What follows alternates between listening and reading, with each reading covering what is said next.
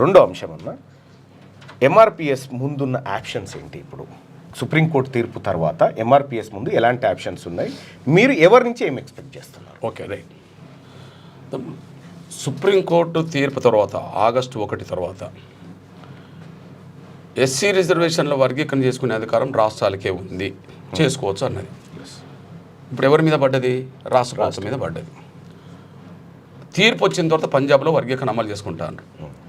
తీర్పు వచ్చిన తర్వాత తమిళనాడులో వర్గీకరణ అమలు చేసుకుంటున్నారు. తీర్పు వచ్చిన తర్వాత కూడా హర్యానాలో బీజేపీ ప్రభుత్వం కూడా అమలు చేస్తుంది.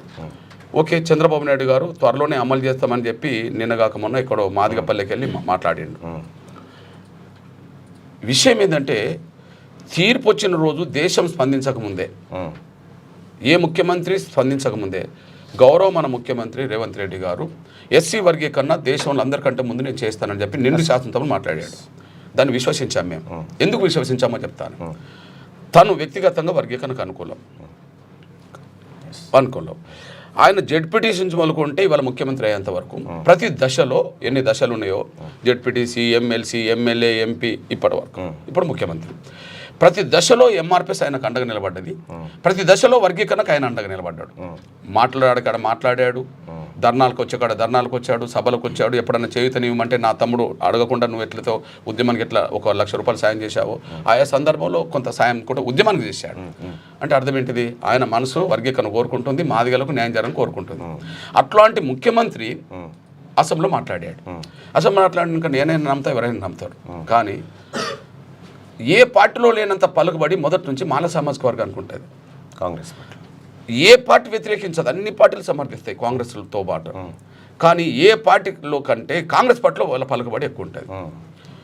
మీరు నేను మన వాళ్ళు అందరం పుట్టకముందే దామోదర సంజీవ ఉమ్మడి ఆంధ్రప్రదేశ్కు దళితుడు మాల సోదరుడు ముఖ్యమంత్రి కాగలిగాడు. ఆ రోజుల్లో ఆయన జాతీయ కాంగ్రెస్ పార్టీకి అధ్యక్షుడు కూడా కాగలిగాడు. ఇవాళ జాతీయ పార్టీ కాంగ్రెస్ పార్టీ అధ్యక్షుడు కూడా సోదరుడు కర్ణాటక నుంచి మా సోదరుడు మాల. ఓకే, అక్కడ యూపీఏ గవర్నమెంట్ ఉన్నప్పుడు 3 సలహాదారులు ఉన్నారు వాళ్ళకు. సోనియా గాంధీ గారికి చైర్పర్సన్కు కొప్పులరాజు సలహాదారుడు ఉండే, రాహుల్ గాంధీ గారికి యువనేతకు ఒక సలహాదారుడు రాజశేఖరన్ ఐఏఎస్ అధికారి ఉండే, ప్రధానమంత్రి మన్మోహన్ సింగ్ గారి కార్యాలయంలో కాంతారావు ఐఏఎస్ అధికారి ఉండే.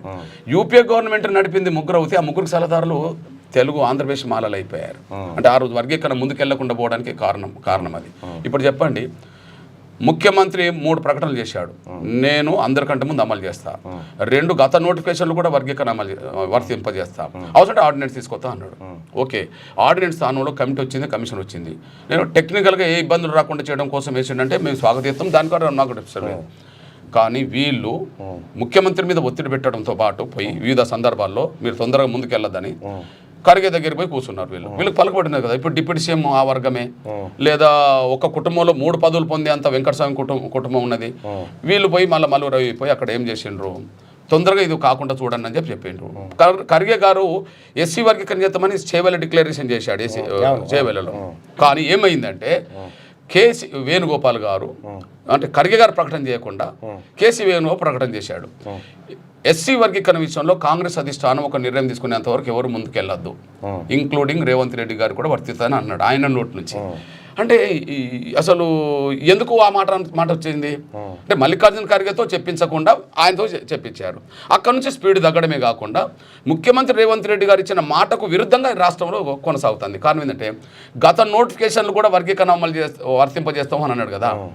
మరి గత నోటిఫికేషన్లకు వర్తింపజేయకుండానే 11,000 టీచర్ పోస్టులు భర్తీ చేశాడు కదా. దానివల్ల తెలంగాణలో కనీసం 100కి 100కు 70 ఉద్యోగాలు పొందాల్సిన ఎస్సీలో పొందాల్సిన మాదిగలకు 20 దక్కినట్టు కూడా దాఖలేదు కదా. మేము కోల్పోతున్నాం కదా. అంటే సుప్రీంకోర్టు తీర్పు వర్గీకరణకు అనుకూలంగా వచ్చినాక ఒక వర్గీకరణకు అనుకూలమైన ముఖ్యమంత్రి కూడా హామీ ఇచ్చిన తర్వాత కూడా ఆ హామీ బుట్టదాఖలు అయ్యి ఇవాళ మా కళ్ళ ముందే మా ఉద్యోగాలు చదువుకునే అవకాశాలు పోతున్నాయంటే ఇక మేము అప్రమత్తమై దాన్ని అమలు చేయించుకోకపోతే మేము ముఖ్యమంత్రికి వ్యతిరేకం కాదు, లేదా కాంగ్రెస్ పార్టీకి మేము వ్యతిరేకం కాదు. ఎందుకు వ్యతిరేకం కాదు? కాంగ్రెస్ పార్టీ సూత్రరీత్యా వర్గీకరణకు అనుకూలం, అన్ని పార్టీలు అనుకున్నాం. కానీ జరుగుతున్న జాప్యం ఒకవైపు ఉన్నది. ఈ జాప్యం జరుగుతున్న కాలంలో అవకాశాలు కోల్పోతున్న పరిస్థితి మాకు కనిపిస్తున్నది. ఈ పరిస్థితుల్లో మేము ఏం చేయాలా? మా ఆవేదన చాటాలి కదా. మీరు ఇచ్చిన మాట త్వరగా నిలబెట్టుకోండి. గత నోటిఫికేషన్లకు వర్గీకరణ వర్తింపజేసే విధంగా మీరు అమలు చేయండి అని కోరడం తప్ప అది ప్రజాస్వామ్యబద్ధంగా. మా ఆకాంక్షను ఇంతవరకు ఎన్ని రూపాలుగా చెప్పాలో అన్ని రూపాలుగా చెప్పాము. కానీ డప్పు సమాజానికి ఉపయోగపడ్డది కదా, మీరే చెప్పారు కదా, డప్పు ప్రాచీన కాలంలో అది ఒక విలేకరుగా పనిచేసిందని చెప్పి కదా. సమాజానికి ఉపయోగపడే డప్పు ఈసారి మాదిగల ఆకాంక్షకు అనుగుణంగా అదే డప్పును ప్రపంచం వినే బడిలకు కొట్టడం కోసం ఈ ప్రయత్నం చేస్తున్నాం. లైక్ చేయండి,